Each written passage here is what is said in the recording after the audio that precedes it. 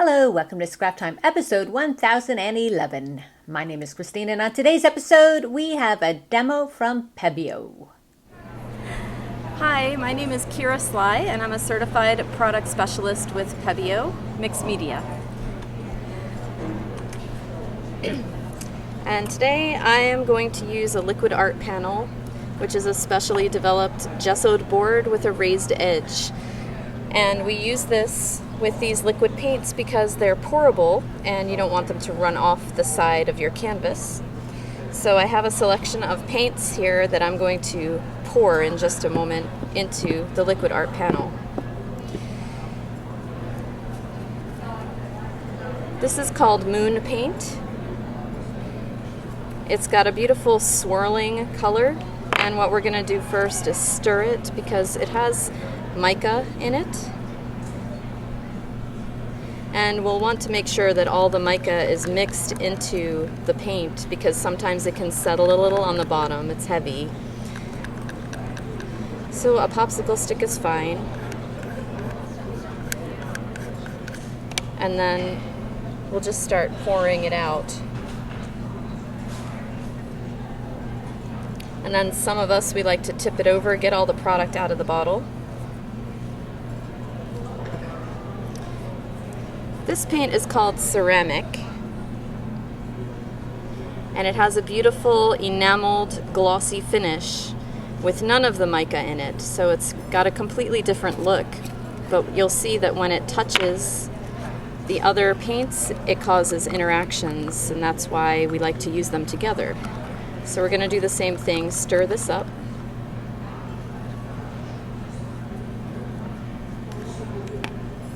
And then pour it.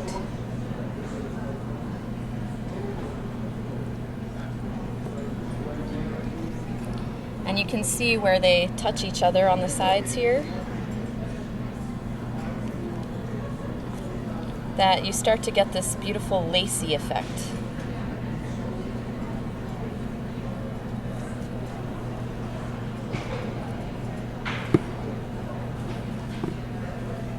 This is another type of paint in the mixed media line called Betrayal, which means stained glass. This one is from the opaque, which means mostly opaque. So we have transparent and opaque colors. And this also causes beautiful interactions with the moon paint. So I'm just going to pour a little bit into some areas.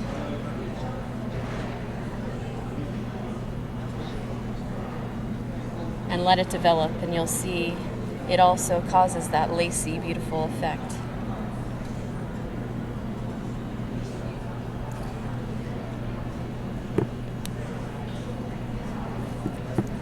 Now, this is the fourth kind of paint in the mixed media line called Prism.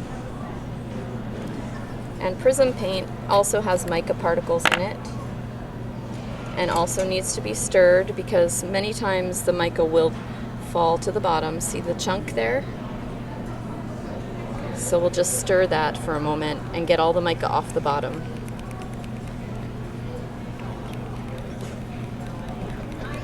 Prism paint causes a much more defined sort of honeycomb effect when you pour it and let it sit.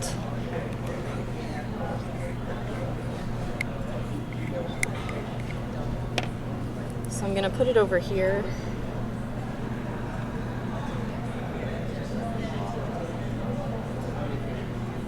And then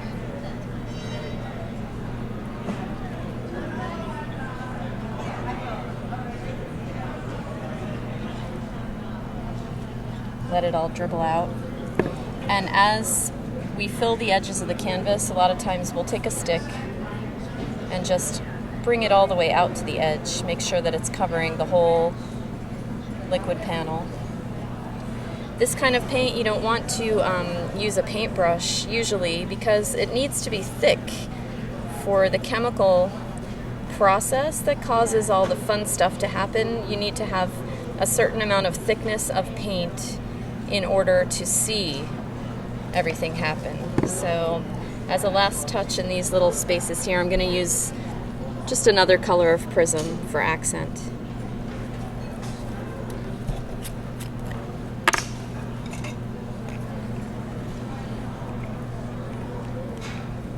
And just stir this up again.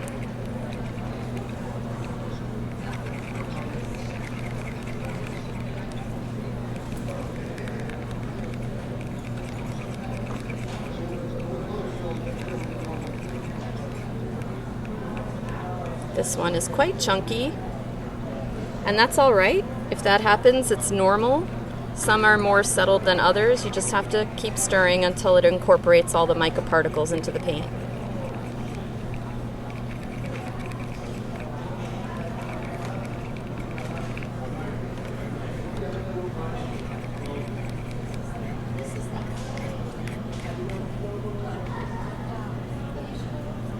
I'm going to pour a large area into the other color there.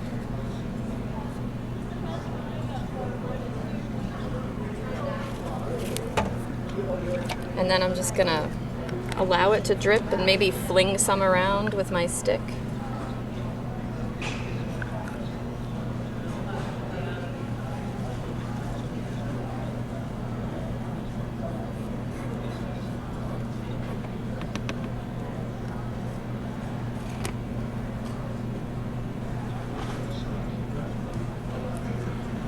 Another thing you can do is go ahead and take your stick and encourage them to mix.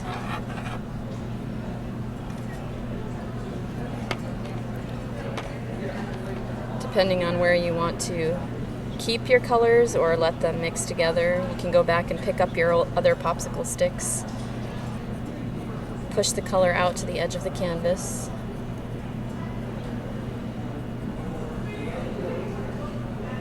Yeah. And then the fun starts. You can see that you're getting interactions. You can also pick your canvas up, and while it's still wet, tilt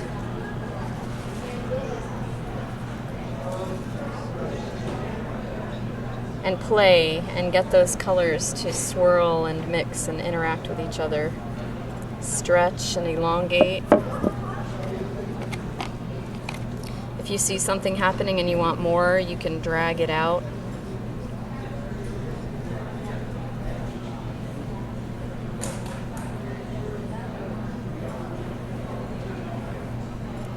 And you can see that the interactions with the paint are sometimes difficult to predict. So you can't fall in love with what's here right now because the paint is alive and moving for about 2 hours. So right now, this painting is going to develop kind of like a photograph over time. And we can let it sit for a little while and then come back and maybe add a little drop of other colors here and there. We also have a beautiful glitter medium that people really love to use, but I'm not going to use it now because it's quite heavy and the glitter will fall to the bottom of a freshly wet painting. So you'll want to let it set. People tend to really love the glitter, but you can overuse it or lose it completely when it falls to the bottom of a fresh painting. So we'll let it set for about half an hour, and then we have a tool called a pipette that you can use to suck up some of the glitter and draw it on after the painting starts to set up. So I just wanted to show you that the liquid art panels come packaged. They have a beautiful gallery edge of wood. They're a cradled gessoed wood board, and they come in various standard sizes. This one is 8 by 10, 10 by 10, 12 by 12, all the way up to 11 by 14, 18 by 24, lots of sizes for your artwork.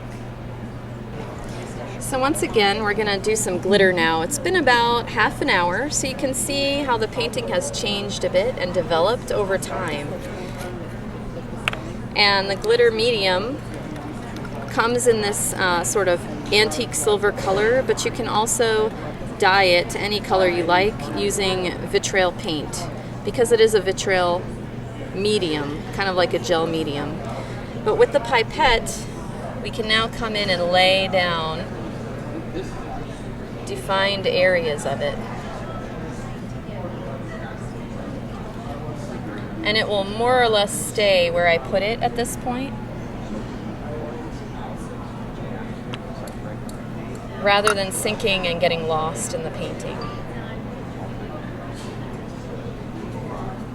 A lot of our artists like to use this to simulate gemstones. So you can use the glitter to create an edge, kind of like the edge of a geode. Good morning, everyone. Please enjoy the last day of the show, and thank you for helping to make this a rousing success. Don't forget to join CHA and craft. So the work you just saw was abstract, but I wanted to show you how you can predict the outcomes of the paints and use them intentionally to create representational work. So you can use the texture of the prism, you can use the interaction of ceramic and vitriol, and you can use the prism paints to create things like scales on the body of a sea creature. And then you can use manipulation. This is all dragged into another paint. It's ceramic and moon dragged into more ceramic with a toothpick. So if you like making pictures of things and representational work, our products are beautiful for that as well. Well, that's it for today's episode. Be sure to check out our website at www.scraptime.ca.